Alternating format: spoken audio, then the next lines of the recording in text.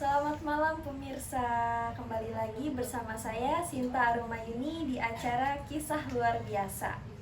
Malam ini saya sudah bersama dengan Pak Mahendra sebagai pengusaha muda nasi uduk Betawi. Nah, penasaran kan bagaimana kisah dari Bapak Mahendra ini? Mari kita dengar dan saksikan bersama di acara Kisah Luar Biasa ini. Bapak izin waktunya ya, saya untuk wawancara, saya tanya-tanya. Saya ingin bertanya nih Pak, pertanyaan pertama. Bapak Mahendra ini boleh nggak ceritakan bagaimana awal mula Bapak Mahendra ini merintis usaha nasi uduk Betawi ini? Oke, bicara tentang awal mulanya, tentang awal usaha di mana memang cukup panjang. Kita harus dipersingkat lagi untuk mendapatkan poin-poin apa yang dibicarakan. Awalnya itu memang ketidaksengajaan dalam mencari usaha. Dulunya memang sempat orang tua usaha tapi nggak ada penerusan lagi dari anaknya. Sekarang memang harus kita kembangkan dari segi kuliner ini, khususnya dari makanan Betawi. Usaha ini sih dulunya memang agak jarang, tapi memang sekarang di tahun-tahun ini cukup banyak yang jual nasi uduk, sehingga menjadi makanan yang populer di era zaman sekarang sih. Ya, baik. Pertanyaan kedua nih Pak. Oke, yang kedua.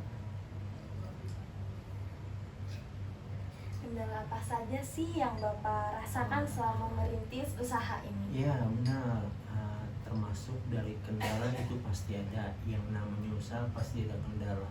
Itu pun berbagai macam kendalanya, yaitu dari segi permodalan, segi bahan-bahan baku yang dimana tuh nggak cukup disimpan, bisa disimpan dengan lama, tapi memang ini cukup yang waktu yang cepat untuk jadi memang harus kudu makanan yang cepat saja dengan bahan-bahan baku yang fresh. Itu kendalanya itu sih, memang dengan bahan baku yang terbatasan dalam durasi jangkanya ini, sehingga makanan ya memang kalau memang sudah tidak fresh ya memang harus dibuang. Itu sih kendalanya, itu harus dengan tahu ukurannya, ini harus dikemanakan dan harus di penyebarannya, semoga menjadikan nasi uduk ini lebih populer lagi. Pertanyaan ketiga nih Pak. Oke.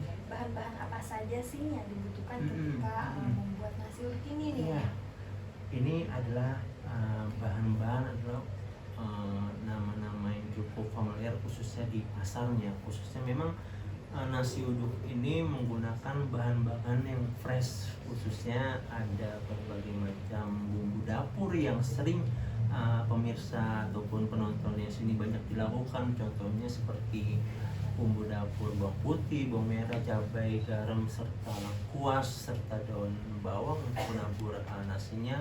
Baik pun pengukusannya nanti ada daun salam, serai dan sebagainya. Itu menjadi khasnya cita rasa nasi uduk Betawi ini sih. Itu bahan-bahannya simpel yang ada di pasar pasti ada untuk pembuatan nasi uduk itu, dan memang cukup terjangkau gitu, karena dengan harganya terjangkau, nasi uduk ini cukup digemari di pasaran masyarakat sih. Baik. Nah, pertanyaan selanjutnya nih Pak, tahun terakhir ini kan masa pandemi nih, kita merasakan banget yaitu kemudian bagaimana nih usaha Bapak waktu pada masa pandemi itu? Apakah Bapak mengalami kerugian yang sangat drastis? Ya, dalam waktu pandemi memang cukup signifikan ya, khususnya kerugian sih gitu. Awal modal sekian tapi memang tidak balik modal itu, kayak pemasukan dan pengeluaran tidak sesuai gitu, karena kan memang di zamannya pandemi ini PPKM berlangsung dan sebagainya, memang harus isoman di rumah gitu, tidak nggak bisa keluar kemana-mana tuh gitu, memang harus di rumah dan sebagainya. Adapun kita makan di tempat nggak bisa, itu cukup berpengaruh, khususnya F&B dan yang makan makanan sejenisnya itu pasti berpengaruh, khususnya di makanan pasti berpengaruh kayak gitu. Dampaknya cukup luas gitu loh pandemi. Oke. Iya. mengalami kerugiannya drastis banget. Pasti, karena memang tadi kan mencangkup gaji karyawan, bahan baku yang kita lakukan gitu, tentang apalagi minyak di zaman itu sedang meroket dengan harga yang banyak, sehingga ya kita pun juga menjualnya dengan harga untung sedikit pun juga udah alhamdulillah kayak gitu. Enggak, kita juga nggak ngambil untung yang banyak-banyak, enggak sih sebenarnya gitu. Karena tapi memang syukurnya terlepas dari PPKM itu udah agak kendor, sekarang bisa berjalan lagi usaha, ya alhamdulillah bisa berjalan lancar, masukan lebih stabil dibandingkan waktunya pandemi yang kemarin. Gitu sih, itu memang sangat berpengaruh sih. Ya, pertanyaan selanjutnya nih, bagaimana Pak Mahendra ini mengiklankan atau mempromosikan nasi uduk Bapak? Oke, ini yaitu sangat berpengaruh ya, khususnya bagi promosi atau iklan. Iya. Di zaman sekarang cukup mudah karena kita bisa mengupdate dari status WhatsApp, ya, media sosial, Instagram, Facebook dan lain-lain, itu sangat cukup mudah dibandingkan 2 atau 5 tahun kebelakangan ini. Ya memang on the road aja, kita harus beli makanan, kita rasa enak, kita bisa makan. Dibandingkan di zaman sekarang kita masuk aplikasi udah ketahuan rating, makanannya enak, reviewnya banyak, itu sangat mudah gitu. Apalagi dalam ini cukup berkembang lah nasi uduk ini gitu, divariasikan dengan menu-menu tambahan yang cukup. Sekarang sih lebih banyak pilihan. Jadi mudah lewat online. Mudah lewat online gitu. Pemasaran juga simpel kok, zaman modalnya kuota, kita sering update hari ini menu masak apa kayak gitu, yang ada apa, itu cukup menarik perhatian orang ya, khususnya pada pembeli nasi uduk ini sih. Baik. Kemudian selanjutnya nih Pak, kalau nasi uduk ini ada target pasar yang akan membelinya nggak sih Pak? Sebenarnya kalau target pasar nasi uduk itu lebih dominan di remaja sampai usia menengah ke atas gitu ya. Tapi memang ada sih anak kecil pun pasti ada nasi uduk dan pasti suka gitu. Tapi rata-rata yang dimana dari remaja ke dewasa itu rata-rata nasi uduk, karena nasi uduk kan terbuat dari bahan-bahan alami, memang kan yang dimana mencampurkan santan dengan nasi ini, karena kan makan sedikit aja cukup sangat mengenyangkan, khususnya untuk apalagi namanya warga Indonesia yang nggak makan nasi, yang nggak makan kayak gitu. Itu tuh cukup jadi bahan pertimbangan untuk dimakan nasi uduk sarapan maupun makan siang, masih oke lah kayak gitu sih. Selanjutnya nih ya Pak, masih semangat kan ya Pak? Semangat, ayo dong. Semangat dong. Saya semangat karena harus pasti bisa. Ya karena masih muda, harus semangat ya, apalagi pengusaha muda. Harus semangat. Nah, kemudian apa kelebihan dari bisnis Bapak nasi uduk ini apa sih Pak? Kalau kelebihannya ini adalah nasi uduk yang dimana kelebihannya memang dari bahan-bahan yang fresh, yang alami, kita beli langsung, olah, kita jual gitu, bukan yang kita olah kita simpan berapa hari kita itu, enggak sih. Ini lebih fresh, baik untuk dimakan hari itu sangat bagus gitu, dibandingkan yang kata junk food yang makan makanan yang kurang fresh gitu sih gitu. Kalau untungannya memang tadi kayak gitu, cepatnya laku gitu ya kan, biaya pembelian bahan baku murah, bahan baku bisa dicapai ataupun bisa dibeli di pasar mana aja, itu sih lebih gampang lah, lebih gampang carinya untuk makanan nasi uduk dibandingkan makan makanan di luar nasi uduk sih. Iya. Nah, kemudian selanjutnya nih Pak, di mana sih lokasi yang tepat atau strategis dalam membuka usaha, apalagi terutama nasi uduk itu kan ya, pagi-pagi, dan itu di mana sih Pak yang khususnya sih kalau memang membuka nasi uduk sih khususnya di cukup di sekitar rumah sih sudah ada potensinya cukup ada sih ya, walaupun memang sekitar rumah memang ya pasti ada yang beli dan pasti laku kayak gitu. Apalagi kita berkembangnya di zaman sekarang nasi uduk dengan pengupgradean menu-menu banyak seperti tambahan daging empal, sambal dan banyak, itu bisa kita geser sedikit, bisa dimasukkan ke kantin-kantin UMKM yang ada di mall-mall sebagainya, itu justru harganya juga berkali lipat sih. Itu potensinya ke arah sana sih. Itu bisa menguntungkan dari segi pemasukan bahan masakan, dari penghasilan itu cukup membantu sih. Ya. Nah, selanjutnya nih Pak nih, berapa banyak karyawan biasanya yang tepat nih untuk Oke. bisnis kayak gini? Kalau untuk baru-baru wirausaha nasi uduk ini sih paling minim aja sih 2 sih udah cukup gitu. Kalau memangnya cukup 2, paling minim tergantung dari modal nanti pengusaha ini awal-awal startup kayak gini ya, karena berdua ini yang melayanin nanti tentang dari memberi gorengan dan sebagainya, mengecekkan aplikasi kalau memangnya dia pakai aplikasi ya. Tapi memang kalau memangnya udah startup yang menengah ke atas itu sih udah harus lebih dari 2 gitu minimal. Besar gitu Iya benar, makanya minimal aja 5 itu harus kita itu, makanya kan menyiasati bahan baku yang harus dicacah-cacah yang buat diolah untuk hari itu juga kayak gitu. Belum nanti yang goreng-gorengan gitu, belum mengaruhi nasi uduk serta yang lainnya, goreng bawang dan sebagainya, itu sih memang cukup agak ribet ya gitu, tapi memang ya harus jalanin aja gitu. Jadi kalau satu aja tuh kayak keteteran Pasti gitu ya, Pak? pasti keteter, karena ini nasi uduk adalah tidak bisa satu orang aja sih. Itu kembali lagi kepada orangnya gitu. Kita makhluk sosial, kita harus butuh yang membantu kita, butuh orang lain pasti. Bisa berdiri sendiri ya, Pak. Nah, kemudian berapa modal yang Pak Mahendra butuhkan dalam membangun nih, membuka bisnis nasi uduk Betawi ini? Kalau buat modal di awal-awal kita ya pakai aja bahan-bahan yang di rumah dulu nih. Seadanya aja dulu. Pasti ada tuh wajan penggoreng, itu pasti ada pemirsa dan penonton yang ini pasti punya deh.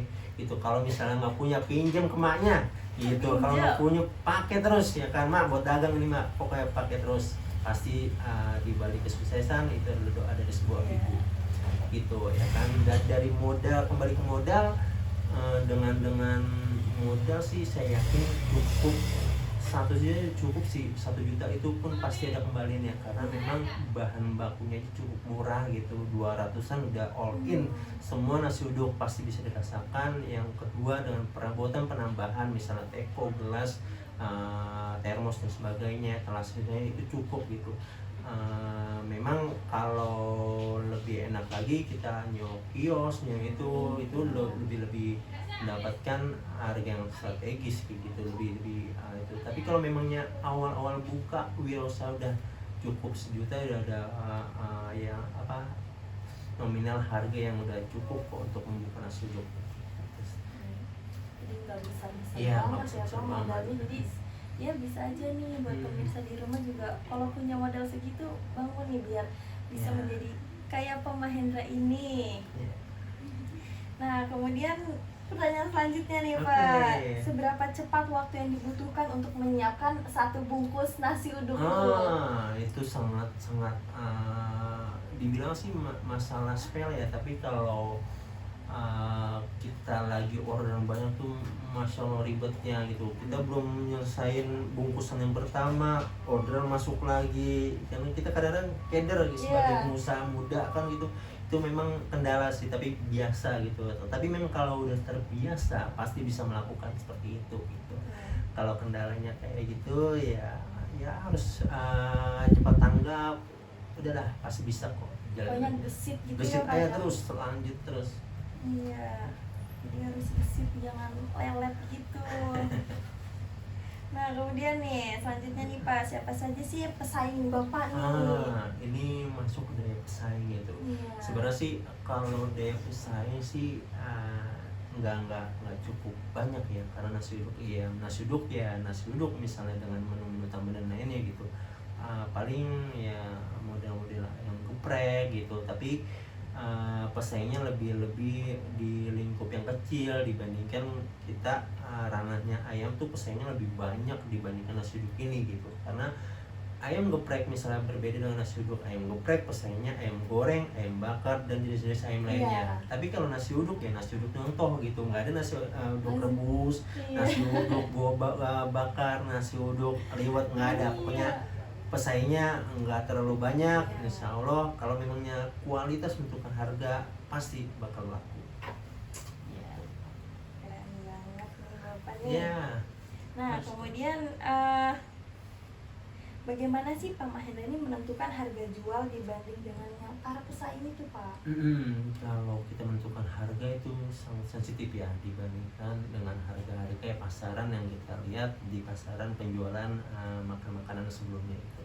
Sebenarnya sih dari tergantung dari bahan bakunya nih. Kadang memang bahan bakunya agak mahal ya, mau nggak mau kita taikan harganya.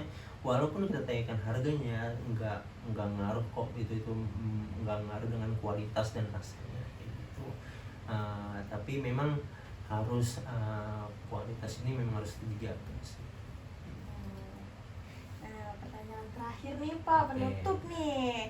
Harapan Bapak nih untuk para anak-anak muda sekarang nih agar bisa merintis usaha menjadi seperti Bapak tuh seperti apa sih, Pak? Ya, harapan, dibilang harapan pasti semua orang pasti punya harapan, termasuk kalian semua yang menonton video ini. Harapannya untuk jiwa-jiwa muda, kita bangun terus usaha-usaha, bangkitkan UMKM, bangkitkan perekonomian Indonesia, bantu keluarga itu sangat diperlukan untuk jiwa muda sekarang. Yang pasti tentunya jiwa muda itu dalam melakukan aktivitas ataupun wirausaha ini harus gigih dalam berarti kita harus semangat dalam usaha ini. Adapun klik-klik itu udah biasa lah, kita harus jalani dengan membawa ikhlas gitu dan sabar gitu. Memang kelihatannya aja mudah, tapi pasti ada permasalahan itu. Dengan demikian masalah itu menjadikan kita jauh lebih dewasa lagi. Kita tahu potensi yang ada di wirausaha ini seperti apa, itu menjadikan kita jadi masternya di bidang penjualan ini. Itu harus gigih, tanggung jawab tentunya gitu, harus semangat, harus terima masukan dan saran bagi pelanggannya. Khususnya kan ini makanan kan kadang-kadang ya kalau lagi ya asin pasti keasinan kayak gitu, kita harus terima gitu. Namanya leader atau pemimpin itu adalah yang menerima masukan dari orang lainnya gitu. Kita menerima, harus terima kritik dan saran gitu, harus semangat. Walaupun kemarin 2 tahun pandemi memang harus kita jalankan. Memang keahlian kita di sini, khususnya saya di nasi uduk ini, ya alhamdulillah dengan berkembang ini cukup berkembang sekarang ini. Iya. Nah, bagaimana sangat menarik dan luar biasa bukan kisah dari Pak Mahendra ini. Ya. Mulai dari ketika merintisnya itu ya benar-benar perjalanan yang Ya, panjang, perjuangan banget. Itu pun nggak ada yang kata mustahil, pasti bisa kok kayak gitu. Ya. Saya aja bisa, kalian aja bisa. Pokoknya jangan rebahan, kita bangkitkan terus perekonomian Indonesia. Kita harus semangat, jiwa muda, dan harus berusaha. Ya, yang penting jangan mageran ya Pak. Ya harus dong, kita jiwa muda harus jangan mageran. Mendingan kita capek di waktu muda dibandingkan kita capek di waktu tua. Itu harus semangat, kita jiwa muda, bangunkan jiwa Indonesia untuk kreatif di masa depan. Ya, jadi pemirsa nih harusnya kisah dari Pak Mahendra ini bisa menginspirasi bagaimana nih, apalagi kan Bapak Mas muda ini Jadi wirausaha. keren banget. Harusnya ini pokoknya harus menginspirasi Ya, semoga para menjadi contoh. contoh dan makin banyak itu pengusaha muda benar, di luar harus sana dong, harus. Dengan artian saya tidak takut. Rezeki itu sudah diatur. Mari kita bersaing dengan bersih, semangat ya, tunjukkan kualitas, ayo kita bisa. Ya, ayo semangat terus pokoknya, dan harus melihat nih inspirasi-inspirasi kayak gini. Nah, itu Bapak terima kasih Ya, atas ya, waktunya. sama-sama. Semoga kita semua dan Bapak semakin Benar. sukses. Amin, amin, amin. Ya. Ya, saya Sinta Arumayuni bersama tim pamit undur diri. Sampai bertemu di acara luar biasa selanjutnya. Sampai jumpa.